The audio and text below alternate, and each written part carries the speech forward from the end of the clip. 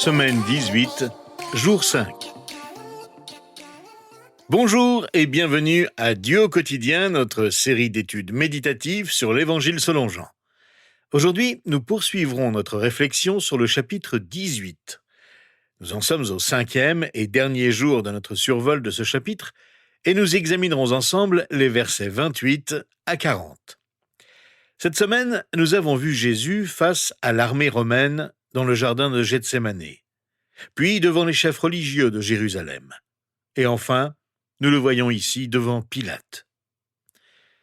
J'aimerais lire ce passage avec vous, et tout au long de ce récit, je vous encourage à prêter une attention particulière aux questions de Pilate à Jésus. Elles en disent long sur son cœur et ses intentions. Voici ce qui s'est passé. De chez Caïphe, ils conduisirent Jésus au prétoire. C'était le matin.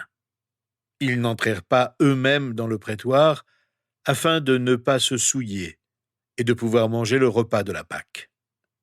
Pilate sortit donc à leur rencontre et dit « De quoi accusez-vous cet homme » Ils lui répondirent « Si ce n'était pas un malfaiteur, nous te l'aurions pas livré. » Sur quoi Pilate leur dit « Prenez-le vous-même et jugez-le d'après votre loi. » Les Juifs lui dirent « Nous n'avons pas le droit de mettre quelqu'un à mort. » C'était afin que s'accomplisse la parole que Jésus avait dite pour indiquer de quelle mort il allait mourir.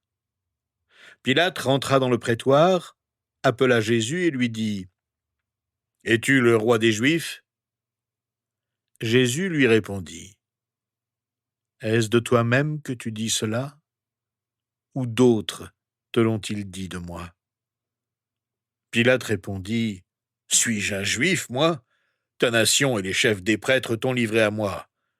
Qu'as-tu fait » Jésus répondit « Mon royaume n'est pas de ce monde. Si mon royaume était de ce monde, mes serviteurs auraient combattu pour moi, afin que je ne sois pas livré aux Juifs. Mais en réalité, mon royaume n'est pas d'ici-bas. »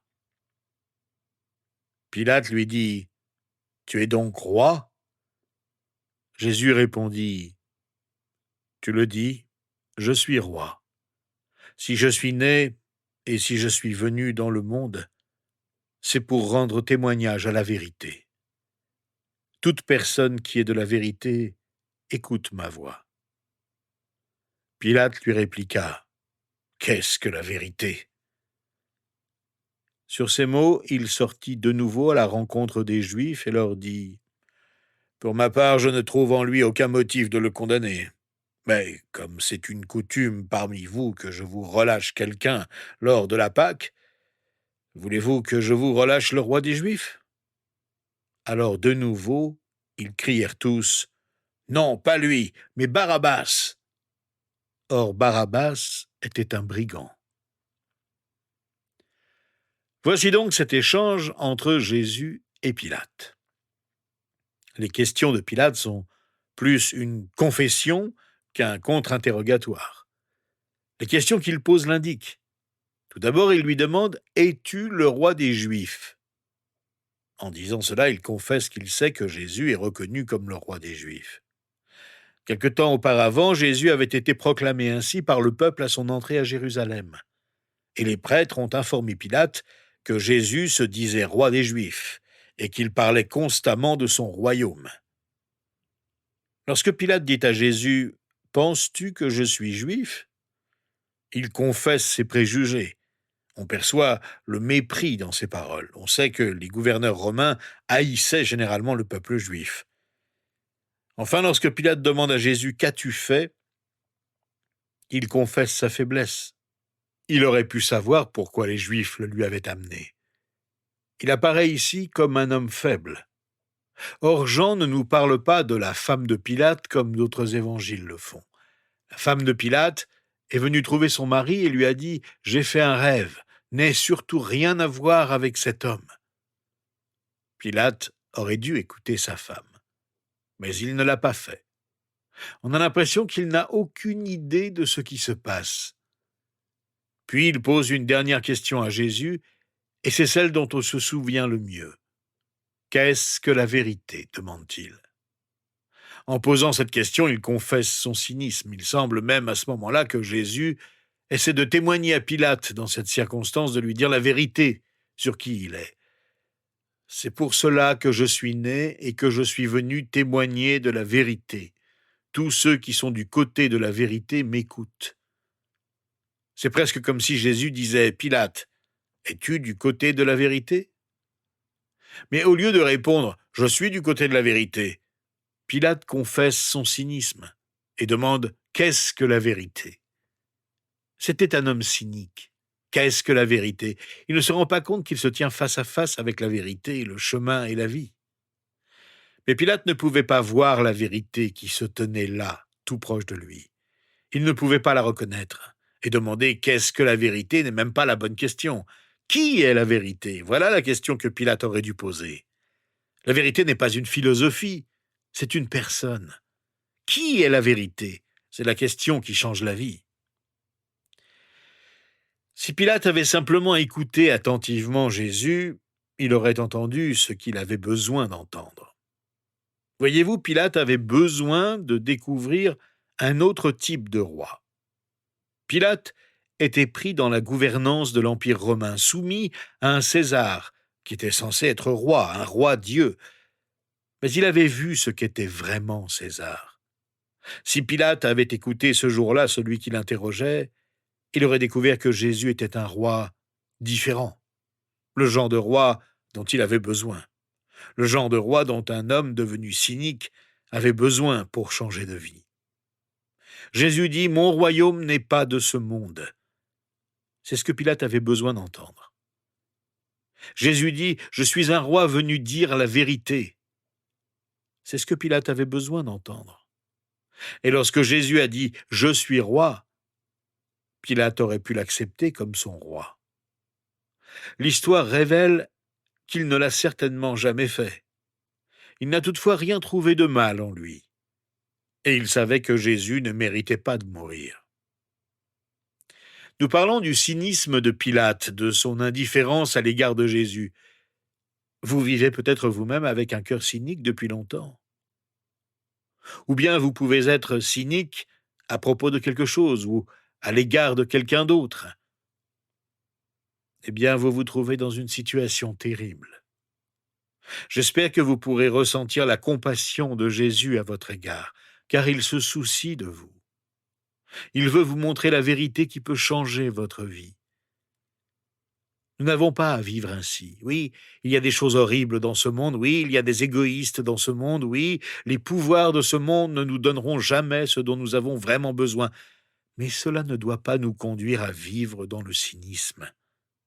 Au contraire, cela devrait nous inciter à regarder la vérité en face.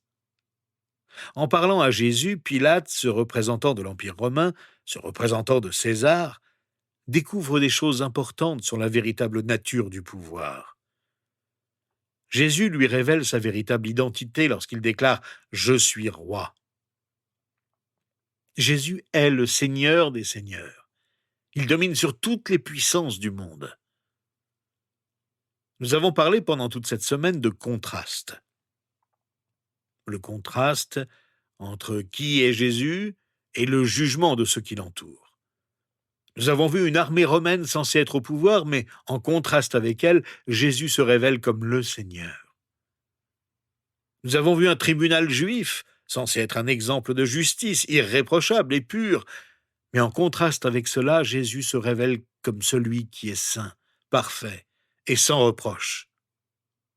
Nous avons vu l'attitude de Pierre, qui avait dit qu'il ne faillirait jamais, mais qui a échoué. Par contraste, Jésus lui témoigne sa fidélité, malgré sa trahison. Et aujourd'hui, nous avons vu Pilate, censé représenter l'empereur romain. Mais Jésus a montré qu'il est le véritable roi. Nous vivons avec ces contrastes au quotidien. Le contraste entre ce que le monde dit être important, ce que le monde dit être puissant, ce que le monde dit être durable, et ce que Dieu dit être important, puissant et durable.